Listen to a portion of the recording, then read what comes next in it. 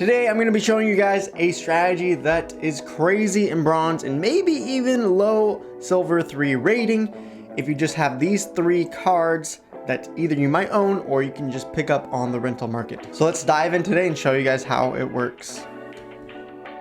Hey everyone, Kamusta Ka, Hola, how are you guys doing? This is Luke on my Play to Earn channel. We're talking about a low level strategy in Splinterlands. For those of you who are new to the game, maybe you're still trying to climb in bronze or you're now just pushing up into silver 3. And I just want to pass on a little tiny tip that I think will help boost your rating even more. This is probably a strategy that you already know about, but with just a little bit of a twist here. So let's talk about it. First is the card that we all know and dear love in bronze and silver. I've talked about this in all my bronze videos. Essentially, you just need a Venari Wavesmith to win at bronze, at least until you climb to, over 1,000 rating. So if you don't have this card, you can pick it up right now for about $5, or you can just go rent it. And I believe, you always want to use peak monsters because it's really hard to grab these cards on the normal market. I have a video about peak monsters already you can go watch. But you can essentially see it's going to be around 1 DEC or 1 cent a day to rent it, so not too bad. Now, because everyone else is probably also using Venari Wavesmith at bronze, for the most part, there's a couple options that you can do. You can go for Kelp Initiate and rent that. You're probably not going to get these low deals, so unfortunately it's probably going to be around 5 DEC a day to rent unless you're using peak monsters and you get a good auto bid. However, for this strat, we're going to go a cheaper route. All you're going to need is Creeping Ooze, which is generally around 0.3 DEC, maybe to 0.8 DEC a day. So, less than a cent to rent. And then the gelatinous cube, which I can always find these at 0.1 DEC per day. So you're talking about 1/10 of a cent to rent this gelatinous cube. Now, the reason why these are 2 cards that I like to rent for this strategy is 1, you can get an extra tank shot off just for 1 mana, and you also get slow. So maybe your water champions do magic damage first, wipe off some of theirs first, and then you can win the match from there. And I also like Gelatinous Cube because even though it's 1 more mana than Peaceful Giant, which a lot of people use Peaceful Giant in the water deck with Venari Wavesmith, making it 8 health and 2 armor. Well, the Gelatinous Cube, if you can kill off some of their members or they kill off some of yours, it scavenges health. So instead of this being an 8 health tank, it often becomes 9, 10, 11 before it starts getting taken down. And so it can help you have an extra advantage over the Peaceful Giant for just 1 more mana. Now, of course, it doesn't work in every single situation because sometimes it's going to be better to go for a 4 mana spine back turtle so you can get more water damage in. Or, if they're using Kelp Initiate, 2 mana for 5 health is also really good. But in bronze, a lot of people just don't know about the cube plus ooze. So let's show you guys how this works in battles, and I'll show you which situations that I'll use it for and which ones we win or lose because of it. All right, for 12 mana cap, we probably won't use cube because it's just too low of mana to really fit it in. But because we have ooze, we can get at least 2 1 mana cards in here. All right, because now we have 2 tanks in the front line, even though you used fire damage, the 2 armor from Venari Wavesmith is really going to help us out here. It also slows down his whole team, and we should get an instant win right there. All right, so here we go, 30 mana cap with armor. So even if he uses like a heavy snipe or sneak team, we should be able to get away with our cube strategy here. So again, first we want to get all of the magic dealing monsters that we want in here. Then we're going to want cube second in case he uses a heavy snipe.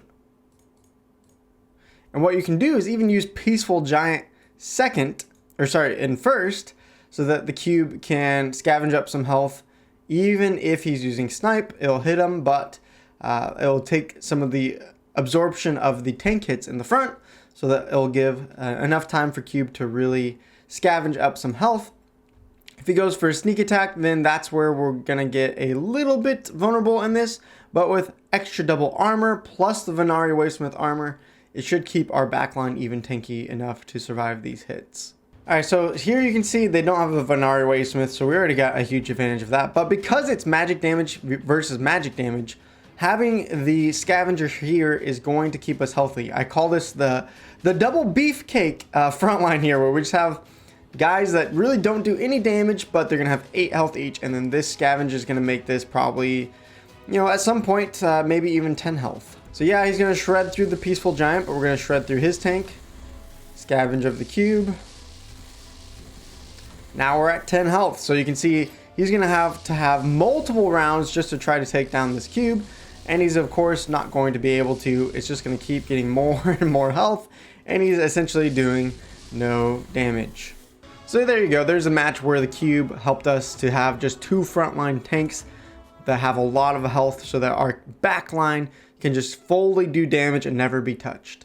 Alright, this one we're going to have opportunity with only 17 mana, so we're not going to use the cube because we want to essentially give some bait. We want them to target some crappy monsters first, so we're going to put all of our 1 HP monsters, which is why having ooze is great for opportunity because it means our attackers potentially are going to go quicker. And they're going to have to target the albatross and the creeping ooze before they can attack any of my other monsters. So having Venari Wavesmith and then the ice pixie here, we can even put in an enchanted pixie and put in one other 2 mana monster here just for fun. We'll put the cockatrice in first so that their front line will have to attack our cockatrice. And then their back line is going to have to face these 2 first, allowing our Ice Pixie and Enchanted Pixie, even with 1 health, to hopefully survive long enough and do enough damage to shred through their team. So in this battle here, you can see not the importance of the cube, but the importance of the ooze. These backlines are going to have to attack the albatross and then attack the ooze. We should be able to kill through his bruiser here and then the Cerebus, and then all we'll have left to deal with is the living lava. So you can watch this play out pretty quickly. The slow also helps us to attack first. And we get multiple misses here. That's not even a guarantee. That's only 25% miss rate, but I think we would win no problemo anyways. So there you go. The importance of the ooze. All right, so 27 mana. Again, we can see the importance of the cube here. We're going to put in all the magic damage dealers that we want, which we might go with all this time around, and just put cube in the front. And then we're going to kind of sandwich the Venari Wavesmith in here between our 2 3 HP cards, and then keep our 1 HP cards safe just in case. And with cube, even though he's frontlining for us this time, he's not absorbing snipe shots. We have 5 magic damage dealers, so we should shred through his team pretty quickly, and the cube should be able to get more health off of that. Plus, they're going to have 4 armor because of Venari Wavesmith and the armored up rule set. So there we go. We're going to get a fire deck against us, so this is going to leave us a little bit vulnerable. You could maybe argue we could have gone double tanks with removing Medusa and putting the spine turtle in the front and cube second place. But we'll see how this plays out. We might still get a W here just because we can shred through his front line pretty easily. And the double armor is really going to help us here as well. There we go. Cube stays nice and healthy. Just going to keep stacking health. It's back to what it was before. And there you go. Easy peasy lemon squeezy. Well, everyone, I hope that was helpful for you. I hope you can see that even just having an extra card like a cube for 0.1 DEC or ooze for like 0.5 DEC a day in renting is totally worth it. It will give you an advantage over some of your other opponents. And, you know, it's not the most amazing strategy that's going to get you all the way up to silver 1 or gold. You know, it's not for that. But if you're just having a hard time climbing these, you know, lower bronze tiers, this can be a great strategy to implement. Have an advantage over your opponent, and hopefully get you enough ratings so that you can slowly work your way up to silver 3 and earn better rewards.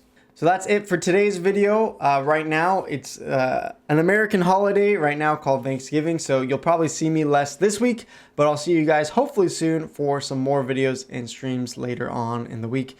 So have a great day, everyone. Pa'alam, and I'll see you next time. Peace out.